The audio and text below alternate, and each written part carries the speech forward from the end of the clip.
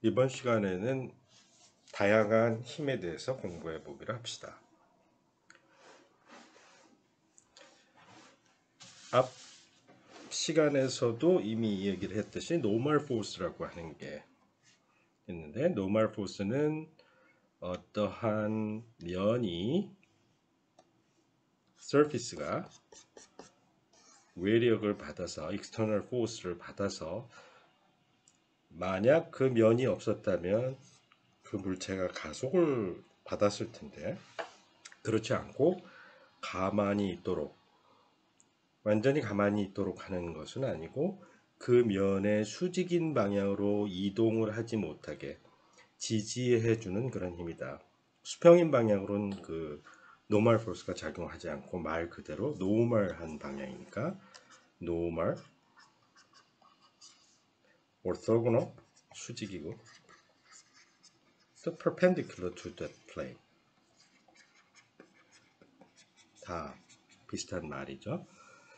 컨택트 포스로서 어떤 물체가 그 면에 어떤 힘을 작용하였을 경우에 노멀한 방향에 누르는 힘을 캔슬 시켜주는 힘을 노멀 포스라고 한다.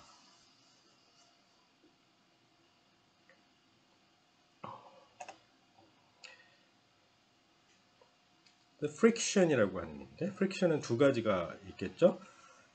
kinetic friction하고 static friction 두 가지가 있는데, 여기 잘 읽어보면 알겠지만 너무 뻔한 얘기들인데, 뻔하지만 우리가 일상생활에 너무 흔히 일어나서 당연해서 그것을 제대로 인식하지 못하는 경우가 있는데, 컵을 손에 쥔다든지 펜을 쥐고 글씨를 쓴다든지, 문을 열려고 할 때 손잡이를 잡고 돌려야 되는데 이런 마찰력이 없으면 이런 일들을 아무것도 할 수가 없다. 마찰력이 없으면 문 밖으로도 나갈 수도 없고 걸어갈 수도 없고 자동차가 앞으로 갈 수도 없고, 그러니까 많은 경우에 마찰을 없애서 에너지를 보존하려고 노력을 하지만 많은 경우에 또 많은 경우에 마찰력이 없어져 버리면 아주 황당한 일을 당할 수가 있다. 자연이 주는 나도 모르게 항상 내 곁에 있는 것이 마찰력이다라고 하는 거. 자, 마찰력에는 두 가지 마찰력이 있는데, 이제 static friction, static 움직이지 않은 물체가 마찰력을 이렇게 옆으로 밀었어요. 미는 힘을 작용을 했는데 마찰이 그것을 이겨내 반대 방향으로 견뎌줘. 그런데 그 미는 힘이 아주 미세할 때는, 아주 약할 때는 그걸 견디는 힘도 조금 더 늘어났을 땐 그거를 캔슬할 정도. 근데 너무 심하게 커졌을 때는 그것을 다 이기지 못하고 미끄러져 버리는데, 그때부터는 이 상대 운동을 할 때부터는 static friction이라고 하지 말고 kinetic friction이라고 하고, 지금 점점 늘어났다고 했으니까 정지 마찰력 static friction은 사이즈가, 그 크기가 변해요. 작용하는 힘의 크기를 캔슬할 만큼만 변하는데, 그것이 어느 정도 한계에 이르면 이길 수가 없어서 그 한계점이 바로 정지 최대 마찰력이라고 한다. 두 가지 경우 static friction이나 kinetic friction 둘 다 힘의 방향은 이동하려고 하는, 그러니까 물체를 이동시키려고 하는 작용되는 힘의 반대 방향이 되겠고, 일단 운동을 하게 되면 운동 속도의 반대 방향으로 작동을 하게 되겠어요. 그 두 가지의 또 유사한 점은 여기 applied force의 parallel한 방향, anti-parallel, 마이너스, anti-parallel, 반대 방향으로 작용을 하고, 둘 다 여기에 보이듯이 n이라고 하는 비례상수가 있는데, n이라고 하는 것은 normal force. 이 물체가 면과 이루는 면이 이 물체를 지지해주는 힘 normal force에 비례하게 된다. 그리고 그 앞에 또 계수가 하나 더 붙는 게 coefficient. coefficient of kinetic friction, coefficient of static friction 해서 정지 마찰 계수, 운동 마찰 계수 이렇게 비례 상수가 두 개가 곱해지게 되겠다. normal force에 비례하고 그리고 coefficient of friction, static friction하고 kinetic friction 두 개가 서로 다르다. 이때 static friction의 이 coefficient가 아주 조금 kinetic friction보다 크게 되어 있어요. 그래서 움직이기 시작할 때는 부드럽게 움직이는 게 아니라 한번 덜커덕 하면서 움직이기 시작할 때는 갑자기 가속을 받는 경향이 있어요. 움직일 때 그 가속도 정지 최대 마찰력하고 운동 마찰력하고 했을 때 운동 마찰력이 약간 작기 때문에 이동하는 순간은 픽하고 좀 갑자기 가속을 받는 경향이 있다.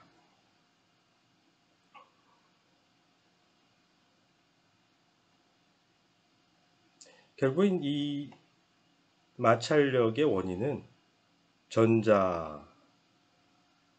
전자에 의해서 이루어질 것이고 그것이 이제 전자기력이 이 영향을 주는데 너무 그 구조가 그 표면에 달라붙은 전자의 개수나 뭐 그 구조가 복잡하기 때문에 그래서 그걸 뭐 일일이 계산을 직접 어떤 전자의 위치나 뭐 이런 것도 우리가 알 수가 없잖아요.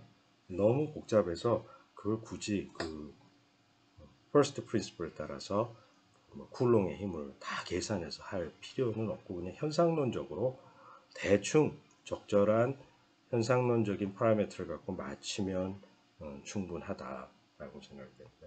펀더멘탈한 포스가 아니기 때문에 너무 심하게 그걸 정확하게 계산할 필요도 없고 그 표면의 뭐 거친 정도 뭐 이런 거를 어떻게 정량화해서 계산할 수 있는 방법이 그렇게 많이 개발되어 있지는 않아요. 그거는 이제 실제 상황에 따라 거기에 적절한 대충 어림짐작을 할 수 있는 그런 산수를 하면 되겠죠. 여러 가지 힘 중에 이제 fundamental force는 이미 그 지난 시간에 얘기한 것처럼 gravitational force 여기 뭐 escape velocity라고 하는 게 있는데 이 escape velocity가 로켓을 쏴가지고 지구 궤도 바깥으로 나가게 하려면 1초에 11km를 넘게 날아가야 돼요.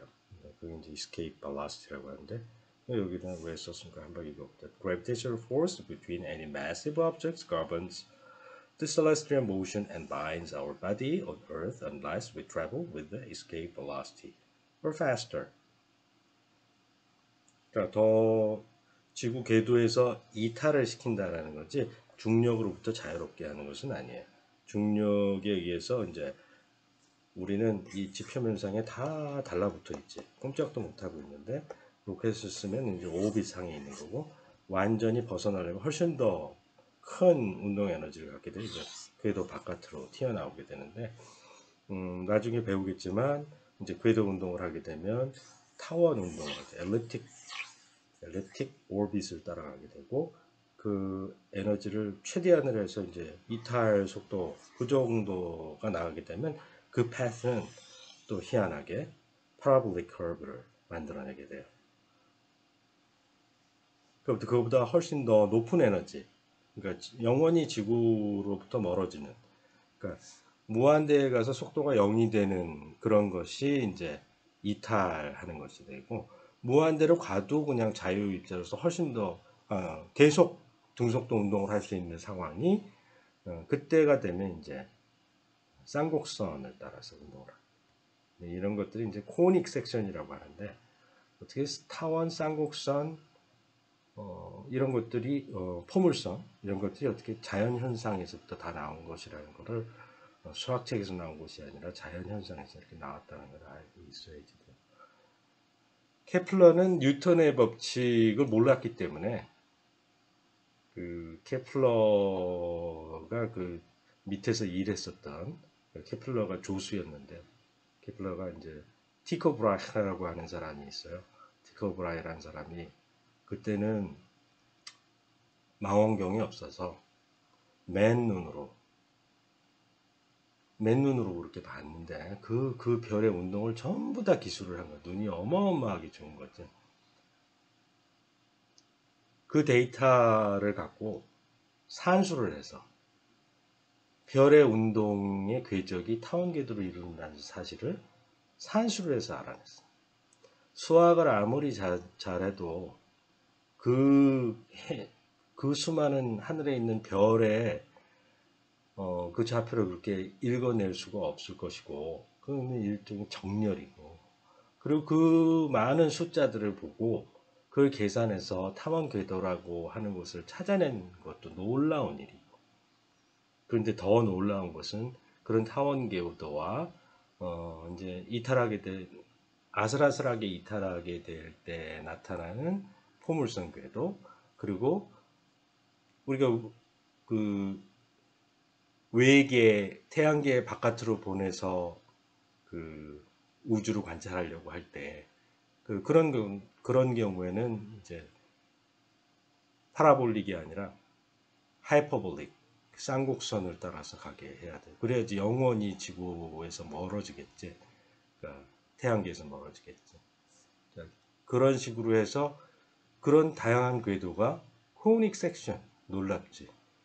그 원뿔을 어느 방향으로 자르느냐에 따라서 원도 되고 타원도 되고 포물선도 되고 쌍곡선도 되고 근데 이런 모든 것이 inverse square law 그 중력과 정전기력 electrostatic force하고 gravitational force는 거리 제곱에 반비례하는 힘을 주고받게 되는데 그런 경우에 그 오빗이 그렇게 코닉 섹션을 만든다는 놀라운 결과를 뉴턴 역학으로부터 유도할 수가 있고 그게 또 새로운 물리학의 발전이 되게 되겠어요. 그게 일종의 뉴턴 역학의 출발점이자 그 아주 성공이라고 얘기할 수가 있죠. 아무튼 gravitational force는 우리는 벗어날 수가 없고 electromagnetic force 그거는 거의 대부분의 현실 상황 그리고 뭐 화학은 그 쿨롱 포스가 없으면 화학이 있을 수가 없어.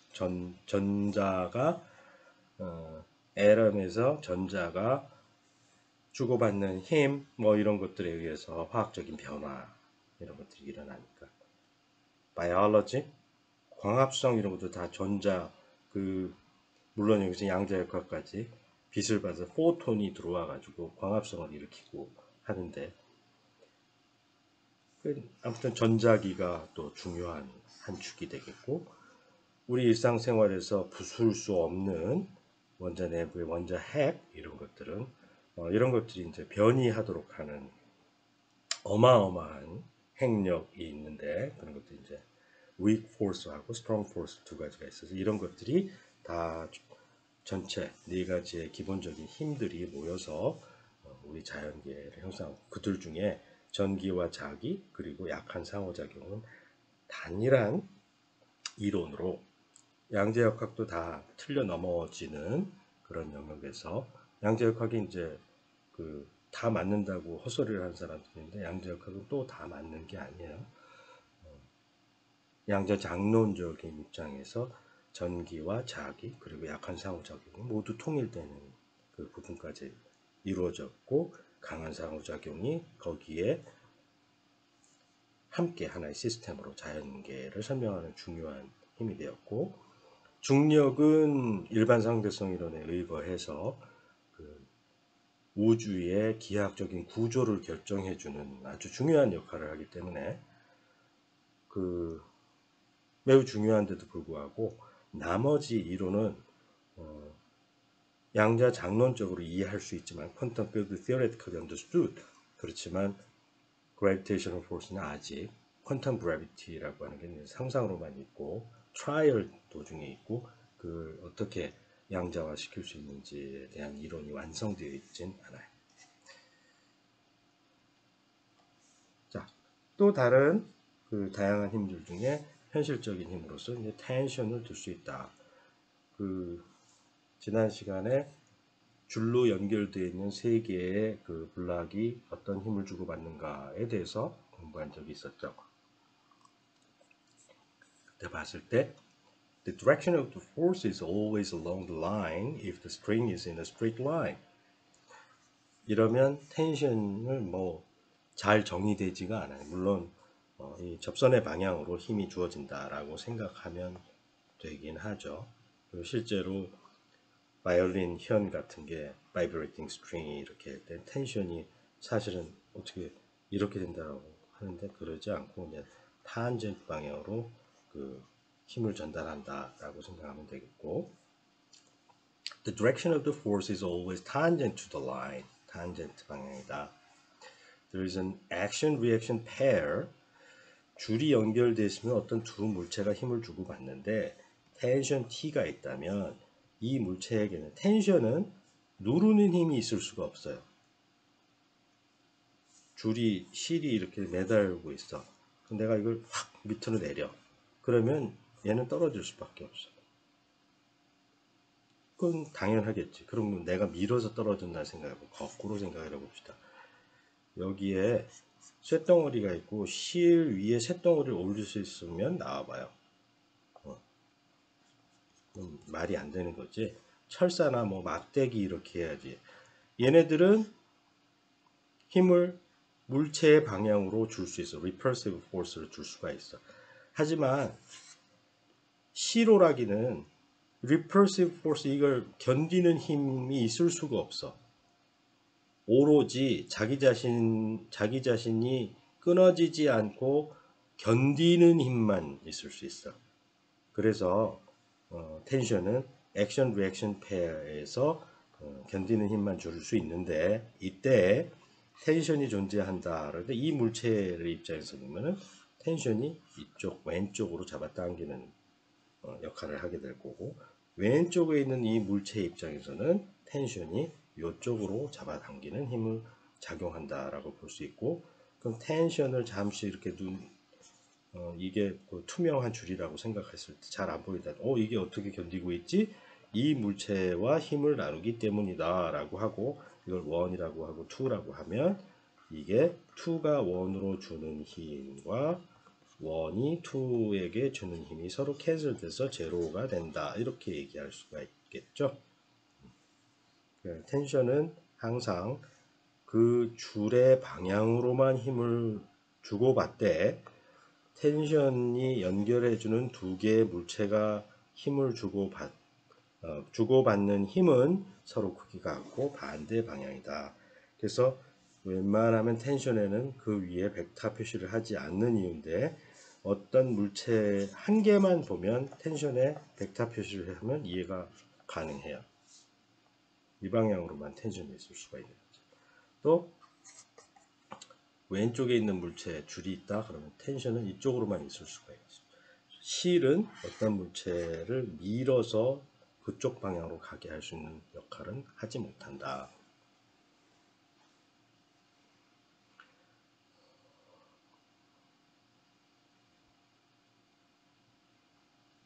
자, 이런 문제를 풀어보기로 합시다. 이게 무엇입니까? A wooden box of mass m, 질량이 m이라고 합니다. is sliding along a rough horizontal floor with a uniform velocity. 자, V가 constant velocity. 이거는 kinetic friction이겠네요. kinetic friction은 mu k, n, 그리고 운동 방향에 대해서 유닛 벡터의 마이너스, 네거티브 사인, 이런 힘을 받게 될 것이라는 걸 알고, under the external force F is as shown. 자, 이게 외력이네요. 그러면 이 물체는 mg라고 하는 gravitational force를 지구로부터 받고, 하지만 그 운동은 horizontal direction, 여기 수평 방향으로만 이루어지게 되고, 다시 말해서 노멀한 방향은 이 surface가 주는 이 표면이 주는 normal force에 의해서 weight는 cancel 되게 되어 있다. 그러면 그거는 forget about it. 단 그 weight로부터 우리는 normal force의 magnitude 그게 mg라는 걸 알기 때문에 이 kinetic frictional force 공식에 μk의 n에다가 mg를 집어넣으면 된다. n은 positive definite. 이거는 벡터의 사이즈만, magnitude만 여기 대입을 해야 돼요.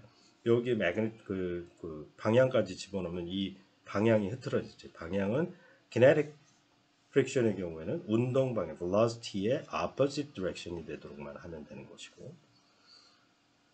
자, 그렇게 해서 이제 문제를 풀면 되겠죠. 그러면 두 번째.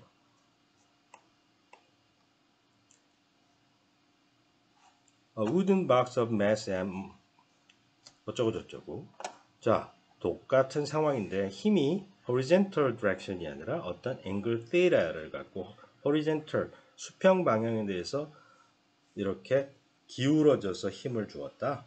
그러면 어떻게 되냐? 다 같은데 아까에서 F 대신에 수평 방향은 F cosine theta가 될 것이고 수직 방향이 F sin theta가 될 것인데 normal force가 작아지겠죠. 왜냐하면 n 플러스 이 방향 올라가는 방향을 positive로 잡으면 n 플러스 F sin theta 하고 마이너스 mg 하고 캔슬돼서 제로가 될 테니까. 그래서 normal force가 사이즈가 작아진다. 그래서 normal force는 mg 마이너스 f sin theta가 되겠지. 그것이 normal force다. normal force가 있고 kinetic frictional force는 운동 방향의 반대 방향이겠죠. 거꾸로 이쪽 방향으로 kinetic frictional force가 있을 것이고 normal force를 알게 되었으니까 이 normal force를 이용해서 마이너스 μk의 normal force를 여기 대입해줘라. 그리고 horizontal 방향에 힘이 있었죠. F cosine theta가 이쪽에 F cosine theta가 있었으니까 F cosine theta가 운동 이 가속되는 방향으로 있고 그리고 거꾸로의 방향으로 이 힘이 주어지게 된다. F cosine theta가 당연히 kinetic frictional force보다 커야지 오른쪽으로 가속이 되겠죠.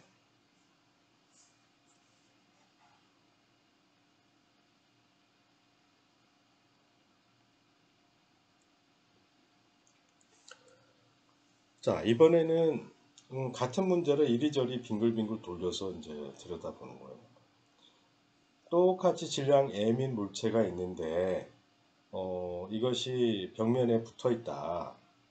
수직인 벽면에 붙어 있는데 그냥 내버려 두면 툭 떨어지겠죠. 물론 마찰력이 견딜 수도 있겠지만 어젠가 그젠가 TV 보니까 어느 세탁소 아저씨가 동전을 벽에다가 붙여.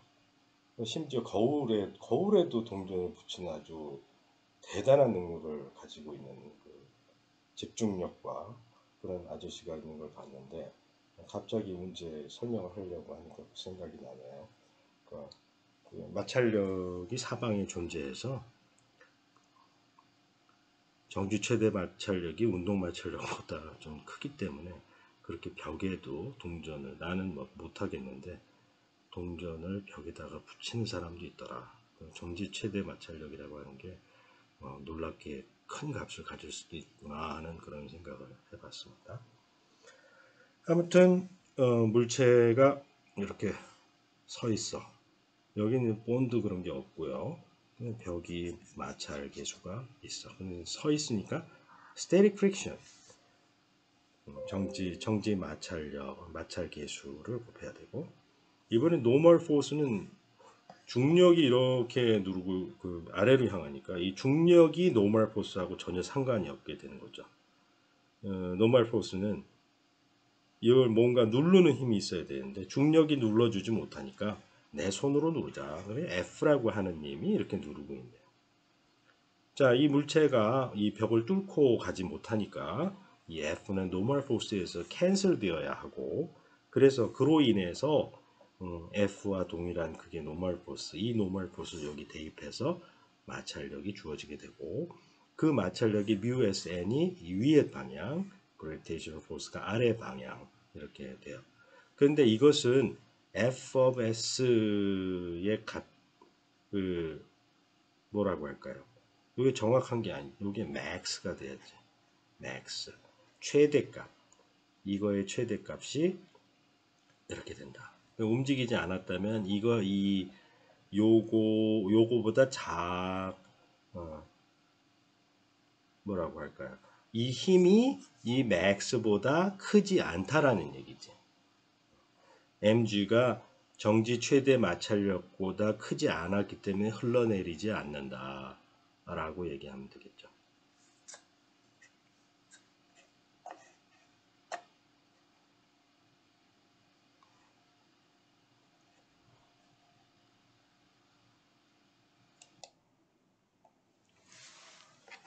자, 그림에 부족한 점이 있어서 고사의 그림을 고쳐서 다시 집어넣었어요. 그래서 이제 이 값은 maximum value가 되는 거고, static friction은 이거보다 이제 커질 수는 없고, 이거보다 작을 수가 있죠. 이 값보다, 이 값은 정해진 숫자고, 이 값보다 mg가 더 크면 미끄러져 내릴 것이고, 그거보다 작으면 maximum value of static kinetic friction 보다 그 mg가 작으면 흘러내지 않겠죠. 물론 이제 미끄러지기 시작하면 그때부터는 이제 kinetic frictional force를 받아서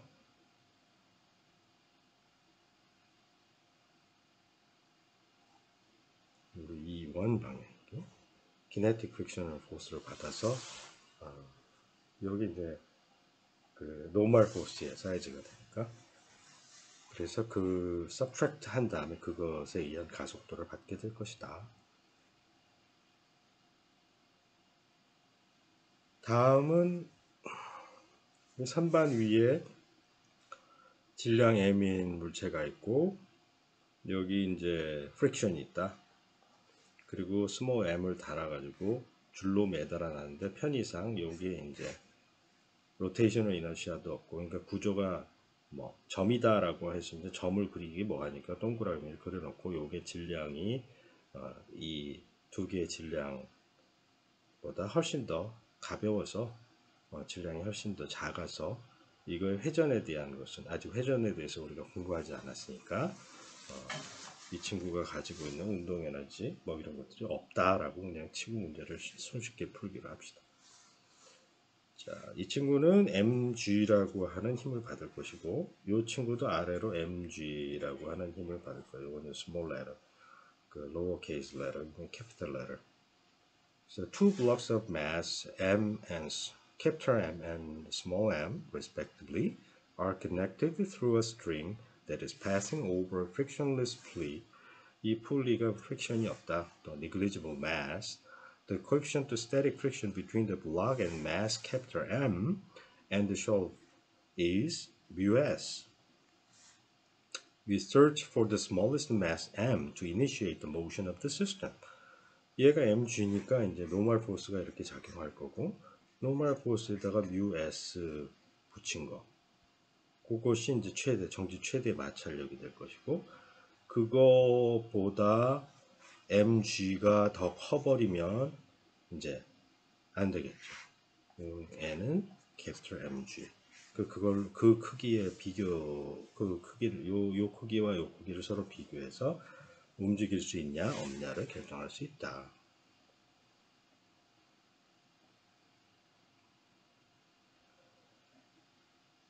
자동차가 a car traveling at uniform velocity v0로 가고 있는데 slows down with a uniform acceleration a 여기서부터 t0라고 하는 데서 t0 플러스 캐피털 T까지 slow down 한다. uniform acceleration으로 간다.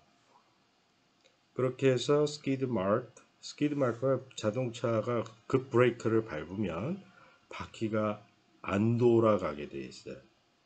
사실은 돌아가야지만 마찰이 훨씬 더 커지는데, 왜냐면 정지 최대 마찰력이 운동 마찰력보다 크잖아. 그래서 ABS 오토 브레이킹 시스템,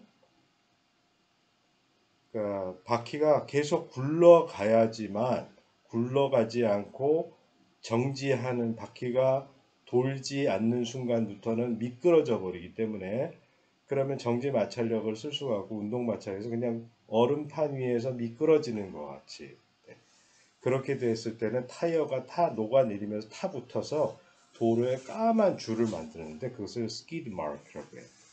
그래서 스키드 마크를 교통사고 난 다음에 근저 옛날에는 저런 게 없었잖아요. 그 블랙박스 같은 게 없었으니까 그 자로 가서 그 줄자, 그 카트 같이 이렇게 굴러가는 자가 있는데 그걸로 쭉 하면서 스키드 마크가 하면 10m니까 그 당시에는 140km로 달렸습니다. 이렇게 얘기해가지고 속도 위반 끊고 막 그래요. 자, 아무튼 그 스키드 마크라고 하는 것은 바로 그런 거다. 그래서 그런 스키드 마크를 만들어내고 S만큼 거리를 가가지고 여기서 어쨌다? 키네틱 프릭션을 익스피리언스 했다. 그래. 그러니까 complete stop, 정지했다. 그러니까 이건 쉬운 거네. V0에서 제로까지 액셀러레이션 했다. 그런 거 지난 1차원 운동할 때 그런 거 배웠죠. 이 사다리꼴 만들어가지고 여기가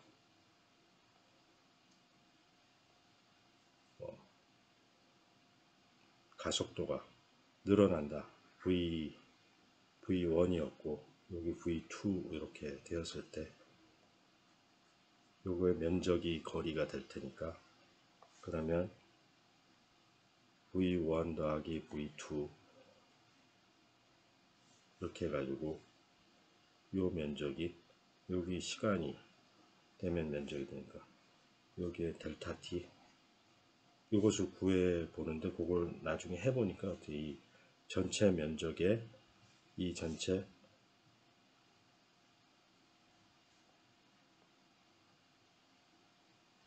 2분의 1을 해야지. 왜냐면 V2가 V1이 오고 여기 V2가 오니까.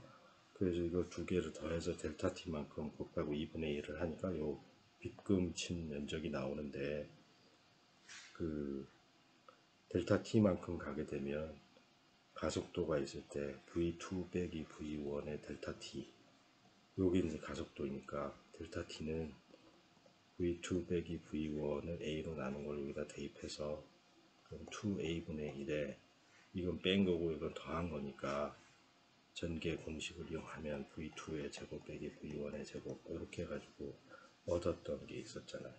이걸 갖고 이제 가속도를 재라는 거지. 그런 식으로 해서 문제를 풀면 되겠어요.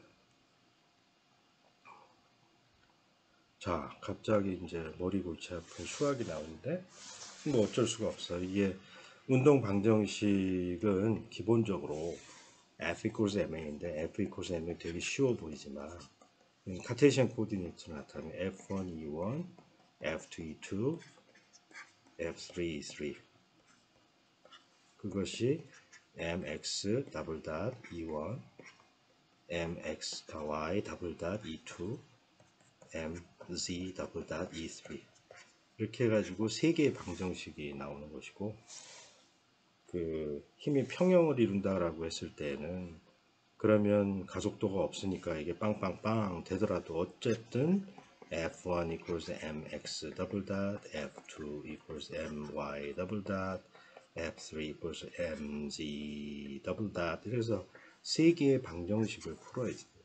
심지어 가속도가 빵빵빵이 되었더라도 그럼 F1, F2, F3를 구성하는 그게 뭐로 이렇게 리니어 컨비네이션으로 돼 있을 경우가 많아.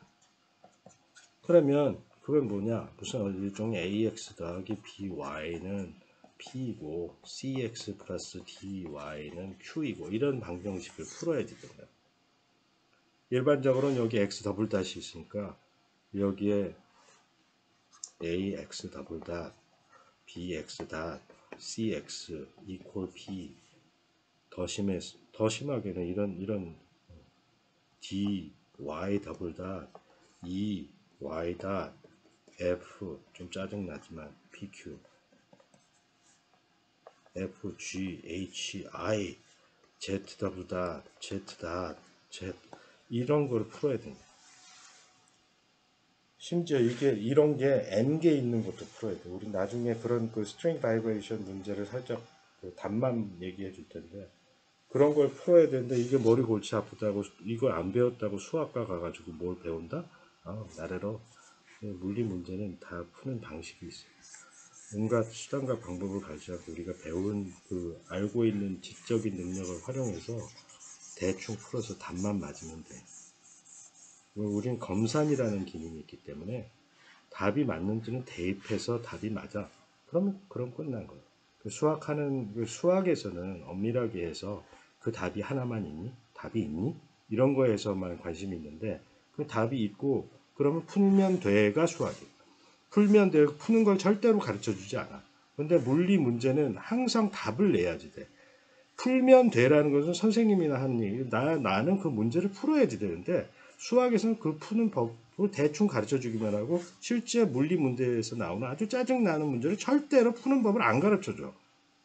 그 일생 동안 수학을 그렇게 배웠기 때문에 물리 문제를 푸는 데서 답이 중요한데 그 답까지를 가질 못하고 나는 수학을 안 배워서 이걸 못 푼다라고 얘기를 자꾸만 하는데 그래서 물리 시간에 수학을 가르쳐 줄 수밖에 없어. 왜냐면 이 수학은 수학이 아니야. 그냥 물리 문제 푸는 구구단이라고 생각하면 마음 놓고 생각하고 여기에 내가 얘기해 주는 것은 겉으로 보기에 수학에서 배우는 엄청 복잡한 거로 보이지만 절대 그렇지 않다. 그 물리에서는 요령껏 해서 답을 내면 그건 반칙이 아니에요. 수학에서는 어떤 내가 이런 식으로 푸는 거에 대해서 반칙이라고 얘기할 수 있겠지. 나는 수학을 하지 않고 나는 물리를 한 거야.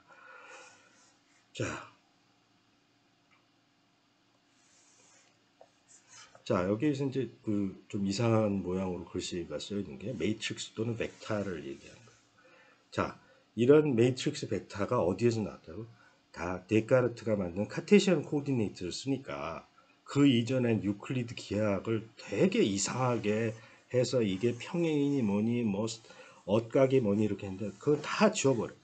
그냥 코디네이트를 딱 오토고널 코디네이트 E1, E2, E3 딱 해놓고 그 다음에 계산을 해보면 모든 게 E1, EI, EJ가 0 아니면 1 EI 크로스 EJ가 그거는 다 빵이거나 6개 남는데 6개 남는 건 그거는 1, 2였으면 3고 2, 1이었으면 마이너스 3고 이렇게 산수로 다 할 수 있게 해주고 그 결과 그 코에피션트였던 코디네이트들의 산수로 바뀌어버리겠네.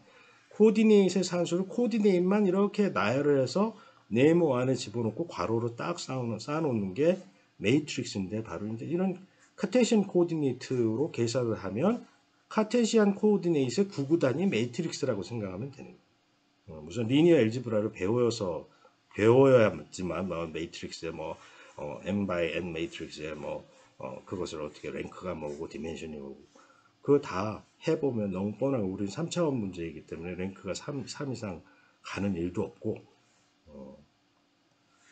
자 어쨌든 먼저 2x2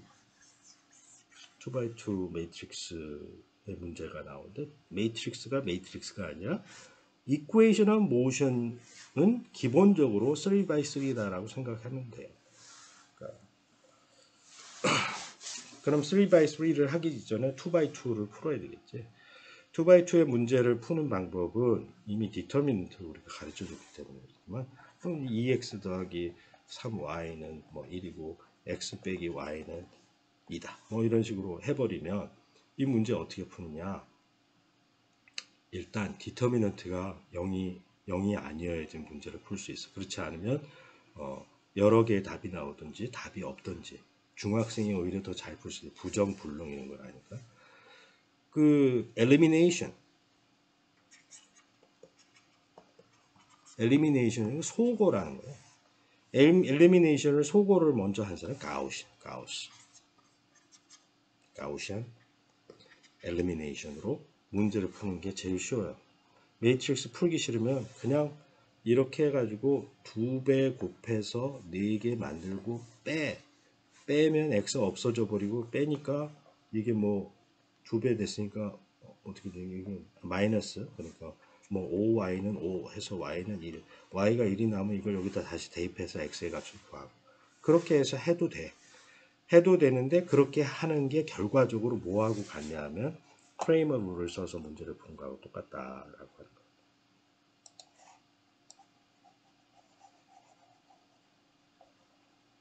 그 인버스 매트릭스를 그냥 답만 먼저 가르쳐 줄게.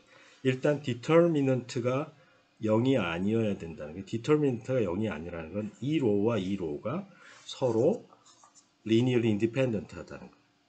이게 패러렐 해버리면 평행한 두 직선은 영원히 만나지 않거나 완전히 일치하거나 두 가지.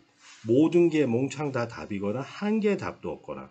그렇지만 두 개의 직선이 기울기가 다르면 한 점에서만 맞는다. 유니크한 답을 낸다. 이 말이 바로 이렇게 된다는 말이 AD-BC가 0이 아니다라는 거예요. 그래서 그것을 determinant라고 해요. determinant. 매우 중요해요. determinant가 0이 아니어야지만 linear equation의 솔루션이 uniquely defined. 그렇지 않으면 패러렐해서 안 만나거나 모두 다 일치하거나, 그게 그 determinant라는 거예요. 여기 AD-BC분의 1이라는 게 바로 그 determinant를 얘기하는 거고, 그게 0이 아니기 위해서는 그 말은 두 개의, 이것을 하나의 벡터라고 했을 때 두 개의 벡터가 패러렐 또는 엔타이 패러렐이 아니라 어떤 각도 시타를 가지고 서로 독립적이어야 된다라고 하는 것과 관련이 있어요. 그리고 그것은 뭐야?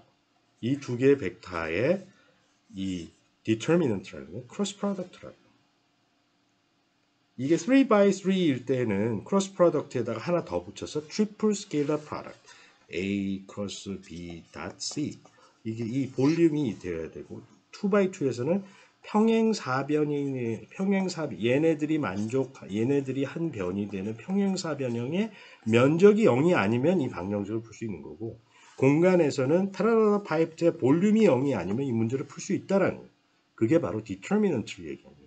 이 두 개의 벡터가 만들어내는 공간의 부피, 그 부피가 0이라는 뜻은 다 찌그러져 가지고 리니어리 디펜던트해서 패러렐 해 버릴 때에만 그런 일이 벌어지게 된다.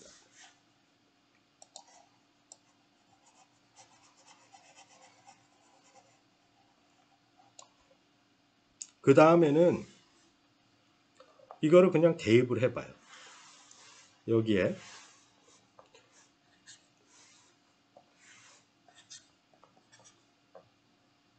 마이너스 A, 여기에서 AC, BD 이렇게, 이걸 곱하면 뭐가 나? AD-BC. 디터미넌트가 나오네. 이 맨 끝에 거라고. 마이너스 BC, AD, AD-BC. 디터미넌트가 나오네. 나머지는 얘를 밑에 거로 곱해봐. AC 뺐네 0. BD 뺐네 0.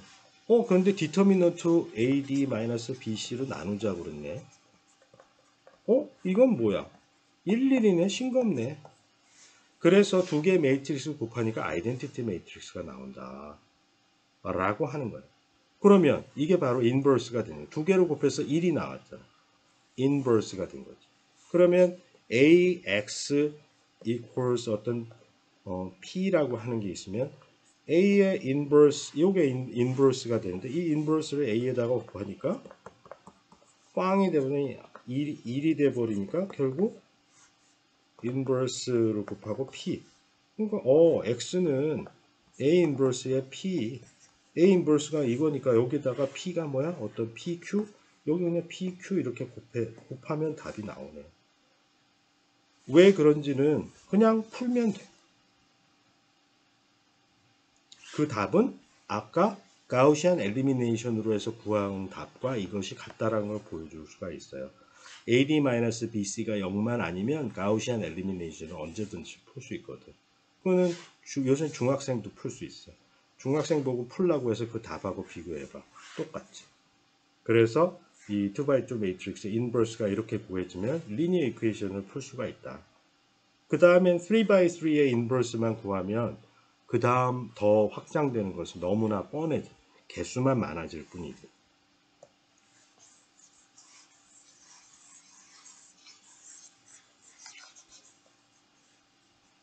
그래서 내가 인버스를 구하지 못하기 때문에 1년 동안 수학을 배워야 하고 그 수학을 배울 시간 동안 물리를 스탑했다가 다시 해야 됐다? 바보 같은 소리.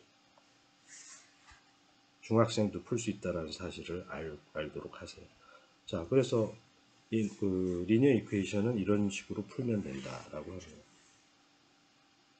그리고 그 다른 답이 그 수학하는 사람이 그게 답이 그것밖에 없다라고 얘기하잖아요. 다른 답을 넣어봐도 항상 그 답만 나와.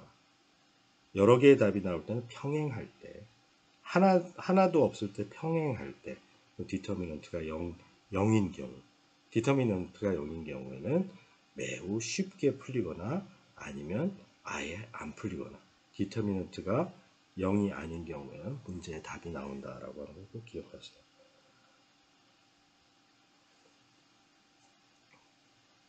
자, 여기에 빗면이 있는데 텐션에 의해서 질량이 매달려 있다. 이 각도는 세타이고 이쪽 반대 방향의 m이 수직으로만 이동할 수가 있다. 자, 운동 방정식을 쓴 다음에 이퀘이션 오브 모션은 항상 프리한 걸 놔야 되는데 이 전체를 봤을 때 볼까요? 얘가 누르는 힘이 얼마인가를 알아야지. 그 마찰력이 있다 그러죠. 누르는 힘이 얼마인지 알아야 돼. 여기에는 mg가 있는데 mg가 비스듬하게 누르기 때문에 이 빗면에 대해서 이렇게 되면 각도가 여기가 세타가 되면 여기가 세타이면 여기는 2분의 파이 마이너스 베타가 될 것이고 여기가 공통이니까 여기가 베타가 되겠네. 그렇죠? 좀 더 이쁘게 볼까요?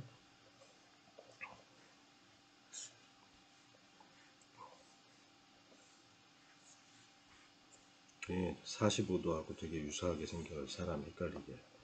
이게 베타고 여기가 베타가 되는 거죠. 여기 mg가 있고 그러면 mg 코사인 베타가 눌러주고 내려가는 방향이 mg 사인 베타가 되겠죠.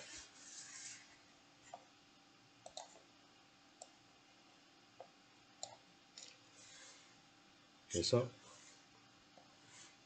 일로 mg 사인 베타가 되고 일로 누르는 게 mg 코사인 베타가 되고 누르는 힘 때문에 얘가 이쪽으로 움직인다고 했으니까 마찰력은 그 운동 방향의 반대 방향이어야 할 것이고 mu k 움직이니까 kinetic friction mg 코사인 베타 이렇게 될 거예요. 그게 될 것이고 이쪽 방향으로 그리고 원래 이쪽으로 미끄러지는 게 있으니까 mg 사인 베타 이거 두 개가 합쳐진 방향으로 이쪽 왼쪽 방향 이렇게 시계 반대 방향으로 회전하는 이쪽 방향으로 이제 힘이 주어질 것이다. 그리고 여기에 이 물체는 지금 요게 이제 요 힘을 받고 아래 방향으로 오른쪽 방향으로는 텐션을 받고 서로 부호가 반대가 되겠고 이게 같은 가속도 이 축상에서 가속도와 이 축상의 가속도의 크기를 따지면 두 개의 가속도가 동일하기 때문에 이렇게 문제를 볼 수 있고 이 물체의 경우는 이 질량이 없기 때문에 텐션이 방향만 바뀌어요. 질량이 있으면 텐션이 바뀌어요. 근데 질량이 없다라고 했기 때문에 텐션이 같은 크기의 텐션이 존재하고 텐션이 위로 끌어주고 mg, 스몰 mg가 밑으로 내려주고 해서 이렇게 두 개의 운동 방정식이 만들어졌어요. 이 운동 방정식 문제를 풀면 되는데 subtract 이렇게 가우시안 엘리미네이션으로 문제를 풀 수도 있고 조금 아까 인버스 매트릭스를 구해서 문제를 풀 수도 있다라는 거예요. 그래서 최종적으로 결론을 얻으면 그 문제를 풀면 acceleration이 다음과 같이 나온다라는 것을 알 수가 있어요. 자, drag force and terminal speed. drag force는 그 공기의 마찰, fluid, 그러니까 drag force는 진공상에서는 있을 수가 없어. 그런데 이제 공기와 같이 fluid가 있을 때에는 drag force가 존재해요. 그러니까 운동을 방해하는 힘이지. 여기서 이제 파워가 velocity square라고 했는데 이건 지 멋대로 되게 빨라지면 이 파워가 더 커지기도 해요. 그래서 이런 것들이 coefficient, drag coefficient라고 하고 이 물체가 그런 저항을 받게 되면 무한히 가속이 되는 게 아니라 어떤 terminal speed, 가속이 되다가 더 이상 가속이 안 되는 경우가 있어요. 왜? Gravitational Acceleration에 의한 force는 mg라고 fix 되어 있는데 속도가 늘어나면 늘어날수록 이 친구의 사이즈가 커지게 되겠죠. 그리고 운동 방향이 반대 방향이죠. 그러면 얘가 계속 증가하고 어떤 이 힘은 똑같은데 반대 방향으로 증가하는 이게 서로 만나서 캔슬 되면 힘이 0이 되겠지. 그러면 0이 되었을 때는 더 이상 가속을 받지 않을 것이다가 그런 가속을 받지 않으니까 그때의 터미널 스피드가 존재한다. 두 개의 힘이 서로 캔슬돼서 0이 될 때를 찾으면 터미널 벨로시티가 알 수가 있대요. 그 쉬운 문제로 댐핑 포스에 대해서 생각을 해봅시다. 그 어떤 기름통에다가 질량을 집어넣고 거기에다가 이제 끈적끈적한 디스커스티가 있는데 여기다가 스프링을 해서 흔들면 얘가 이제 그 심플 하모닉 어슬레이터는 그 아주 주기적으로 운동을 하게 돼요. 그런데 여기에 뭔가 끈적끈적한 게 있으면 띠용 하면서 하다가 정지해버려. 그러니까 그런 걸 댐핑이라고 하는데 댐핑은 조금 아까는 이제 스퀘어에 비례한다고 했는데 끈적끈적한 정도가 심하면 대충 이것도 대충이에요. 이게 정확한 게 아니에요. 대충 벨로시티에 비례하는 그렇지만 벨로시티의 엔타이 패러다라는 방향으로 반대 방향 운동을 방해하는 방향으로 힘이 주어지게 돼요. 그럼 중력이 있는데 댐핑 포스가 작용한다. 그럼 저런 거지. 여기 기름통 그 참기름을 엄청나게 넣고 여기다가 쇠구슬 조그만 걸 딱 하면 쫙 해서 가속되는 게 아니라 쫙 가속되는 것 같이 하다가 어느 한순간 등속도로 내려가는 걸 볼 수가 있어요. 그리고 이제 그 밀리칸 오일 드랍 실험 뭐 이런 데에서도 사용되는 건데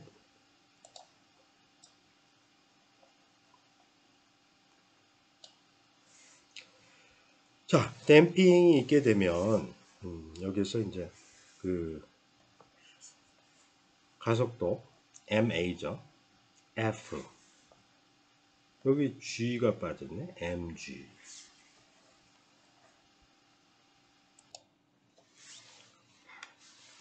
mg에서 m이 빠져서 이거 고쳐서 다시 집어넣었어요. 자 이런 문제를 풀어야 된다.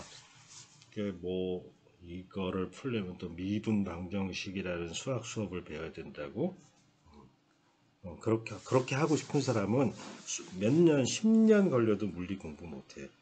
자, 여기에 아주 손쉽게 문제 푸는 방법을 한번 생각해 봅시다. 이런 문제는 또 다른 문제와 달라서 고등학교 수학으로 다 풀 수 있어. 자, 요걸 그 수단과 방법을 가리지 말라고 했죠. 비열한 방법이 아니라 내가 갖고 있는 인간의 지식에는 한계가 있어요. 여러분 영원히 살지 못해. 영원히 공부하다 보면 이미 죽어. 그러면 안 되고 지금 갖고 있는 수단과 방법을 다 동원해서 지적인 능력을 다 총동원해서 풀어보는 거야. 왜? x-v 그러면 x 더블 닷은 v 닷이네. 좋아. 그러면 요걸 이제 리플레이스를 해. 그러면 mv 닷 그리고 마이너스 bv 그리고 mg 아우 이 앞에 너무 많아. m을 다 날려. 없어져 버리라. 그러면 m분의 b를 감마라고 해서 감마 v 플러스 m 날라갔으니까 g. 좋아. 그럼 너 정체를 밝혀라. dv 오버 dt다.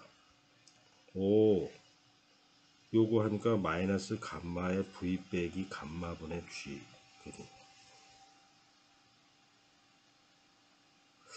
아, 이거를 적분을 못해? 적분을 할 수 있어. 너 dt 오른쪽으로 가. 오른쪽으로 보내면 dv는 마이너스 감마의 v 마이너스 g 나누기 감마의 dt야. 오, 오른쪽에는 dt밖에 없어. 얘만 이사를 시키면 돼. 넌 절로 가. 그럼 dv v 마이너스 g 오브 감마. 오, 끝났어. 이거 고등학생도 접근해. 이거는 로그야. 로그 v 마이너스 g 오브 감마. 여기에 시작점을 v0라고 v0 마이너스 g 마이너스 감마. 이거는 세상에 제일 쉬운 적분이 1의 적분이야. t야. t 빼기 t0인데 제로를 0이라고 해서 그냥 감마 t. 이거 로그는 익스포넨셜로 바뀌어. v 마이너스 g 오버 감마 v0 마이너스 g 오버 감마. 이건 2의 마이너스 감마 t야. 오, 그러면 v 마이너스 g 오버 감마는 v0 마이너스 g 오버 감마 2의 마이너스 감마 t네. 오, 다 끝났네. 그러면 v 오브 t는 g 오브 감마 플러스 v0 마이너스 g 오브 감마 2의 마이너스 감마 t네. 위치는 어떻게? 이거 한번 더 접근하면 돼. x 오브 t? x 오브 t는 요거 이건 뭐 g 오브 감마니까 g 오브 감마의 t 끝. 얘는 그냥 상수네. v0 마이너스 g 오브 감마 2의 a 오브 t의 적분은 뭐야? a분의 1의 2의 at야. 0에서 t까지 적분해. 그러면 뭐 a분의 1의 2의 at 마이너스 1이야. a가 마이너스 감마야.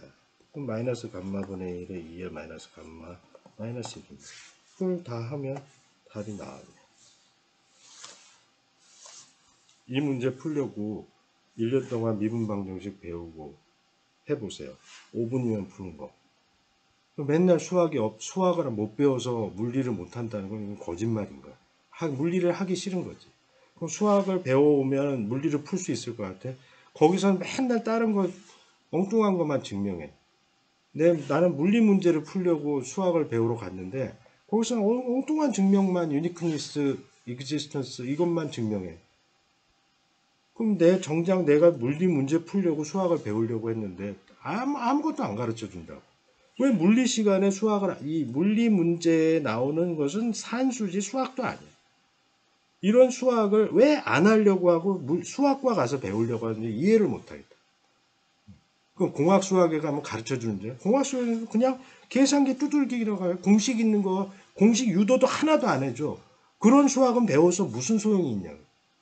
나는 이해를 못 하겠어. 물리를 안 하려고 하는 학생들도 너무 괴로워하는 반면에 쉬운 방법만 찾으려고 하지. 이 세상에 이렇게 문제를 푸는 게 제일 쉬운 방법인데 왜 이거를 안 하고 엉뚱한 데 시간을 낭비하는지 나는 이해를 못 하겠어요. 그래서 제발 물리 문제에서 나오는 수학은 수학이 아니다. 그냥 구구단에서 조금 늘어난 산수에 불과한 것이니까 물리 푸는 사람, 잘하는 사람이 적절히 대충 푸는 거를 배워서 나의 모모에 익히면 그걸로 충분하다. 여러분의 더 이상 수학은 필요 없다. 이제까지 고등학교 때까지 배운 것의 대부분이 물리인데 그 물리를 수학에 탈을 쓰고 배워서 물리를 이해 못하고 있는 것 뿐이다라는 것을 여러분들이 이해했으면 좋겠어요. 자, 유니폼 서큘러 모션 이 응용은 훨씬 더 어려운 문제를 앞 페이지에서 다 풀어봤죠. 로테이션이 어떻게 돌아가고 하는 걸 봤기 때문에. 자, 그리고 텐션 문제는 두 과에 걸쳐서 했었고, 특히 이 문제를 풀려면 이제 지난 시간에 우리가 공부했었던 reduced math를 활용해야 되는데 아주 재미있는 응용 문제예요. 근데 여러분이 아시다시피 여기 모든 걸 다 풀어놨어. 그러니까 이것을 따라 할 줄 알아야 하고 그리고 그 답을 인터프리트, 물리적으로 이해해서 그 답을 말로 바꿔서 설명할 줄 알아야지 돼요. 수학에서는 답을 내면 끝이지만 물리에서는 답이 시작이에요.